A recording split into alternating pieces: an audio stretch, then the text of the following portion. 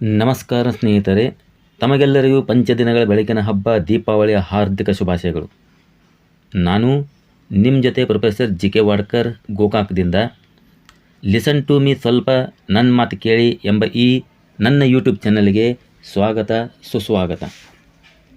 ಈ ಅಂಕದಲ್ಲಿ ದೀಪಾವಳಿ ಈ ವರ್ಷ ಅಕ್ಟೋಬರ್ 20ನೇ ತಾರೀಕು ಮಾಡಬೇಕಾ ಅಥವಾ 21ನೇ ತಾರೀಕು ಮಂಗಳವಾರ ಮಾಡಬೇಕಾ ಎಂಬುದನ್ನು ಹೇಳಿಕೊಡುವೆ. ಹೋದ ವರ್ಷದ ತರಹ ಈ ವರ್ಷವೂ ಗೊಂದಲವಿದೆ. ಕೆಲವೊಂದು ಪಂಚಾಂಗಗಳು 20ನೇ ತಾರೀಕು ಸೋಮವಾರವೇ ಮಾಡಬೇಕು ಅಂತ ಬರ್ಕೊಂಡಿದ್ದರೆ, ಇನ್ನು ಕೆಲವು ಪಂಚಾಂಗಗಳಲ್ಲಿ 21ನೇ ತಾರೀಕು ಮಂಗಳವಾರ ಮಾಡಬೇಕು ಅಂತ ಸೂಚಿಸಲಾಗಿದೆ. ಸ್ನೇಹಿತರೆ, ಜಾಸ್ತಿ ಸಂಶಯ ಅಥವಾ ಗೊಂದಲ ಬೇಡ. ನೀವು ಎರಡೂ ದಿನಗಳಂದು ದೀಪಾವಳಿ ಅಮಾವಾಸ್ಯೆ ಪೂಜೆ ಮಾಡಬಹುದು, ಏನೂ ತೊಂದರೆ ಇಲ್ಲ.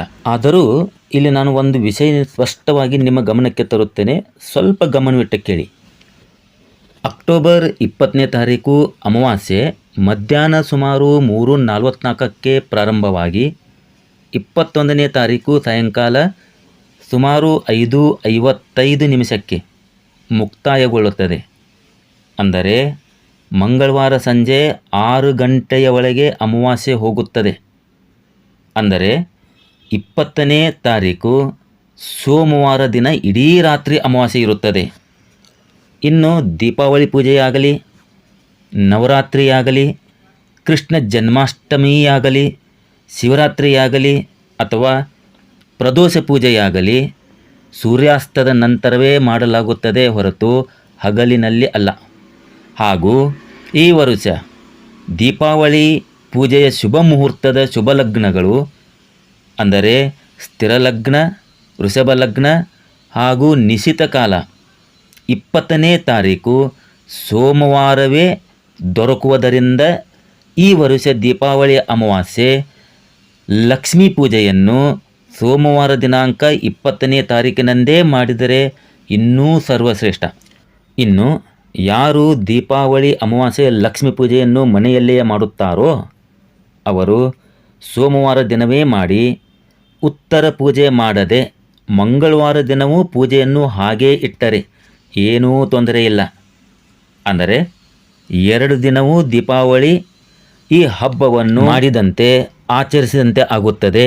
ಹಾಗೂ ಮನಸ್ಸಿನಲ್ಲಿ ಯಾವ ಗೊಂದಲ, ಭ್ರಮೆ, ಸಂಶಯ ಇರುವುದಿಲ್ಲ. ನಾನು ಈ ಅಂಕದಲ್ಲಿ 2 ದಿನಗಳ ಅಂದರೆ 2 ದಿನಗಳ 20ನೇ ತಾರೀಕು ಸೋಮವಾರ ದಿನ ಮತ್ತು ಮಂಗಳವಾರ ದಿನದ ಶುಭ ಮುಹೂರ್ತಗಳನ್ನು ಇಲ್ಲಿ ತಿಳಿಸಿಕೊಡುವೆ. ಬೇಕಾದರೆ ನೀವು 2 ದಿನ ಮಾಡಬಹುದು. ಅಕ್ಟೋಬರ್ 20ನೇ ತಾರೀಕು ಸೋಮವಾರ ದಿನ ಸರ್ವಶ್ರೇಷ್ಠ ಮುಹೂರ್ತಗಳು ಈ ರೀತಿ ಇವೆ. 1ನೇದು ವೃಷಭ ಲಗ್ನ, ಸಾಯಂಕಾಲ 7 ಗಂಟೆ 7 ನಿಮಿಷದಿಂದ ರಾತ್ರಿ 9 ಗಂಟೆ 25 ನಿಮಿಷದವರೆಗೆ. ಇನ್ನು ಮಧ್ಯರಾತ್ರಿ ಬಂದುಬಿಟ್ಟು ಸಿಂಹ ಲಗ್ನ 1 ಗಂಟೆ 37 ನಿಮಿಷಗಳಿಂದ ಬೆಳಗ್ಗೆ 4 ಗಂಟೆಯವರೆಗೆ. ಅಕ್ಟೋಬರ್ 21 ಮಂಗಳವಾರ ದಿನದ ಶುಭ ಮುಹೂರ್ತ ಈ ರೀತಿ ಇದೆ. ಸಂಜೆ ಗೋಧೂಳಿ ಪ್ರದೇಶ ಸಮಯ ಅಥವಾ ವೃಷಭ ಲಗ್ನ ಅಥವಾ ಸ್ಥಿರ ಲಗ್ನ ಸಂಜೆ 6 ಗಂಟೆಯಿಂದ ರಾತ್ರಿ 9:25 ಆದರೆ ನೆನಪಿರಲಿ, ಅಮಾವಾಸ್ಯೆ ಇರುವುದಿಲ್ಲ. ಇನ್ನು ಮಧ್ಯರಾತ್ರಿಯಲ್ಲಿ ಸಿಂಹ ಲಗ್ನ ಬಂದುಬಿಟ್ಟು ರಾತ್ರಿ 1:30ರಿಂದ ಬೆಳಗ್ಗೆ 4:10 ಈ ಶುಭ ಮುಹೂರ್ತ ಇದೆ.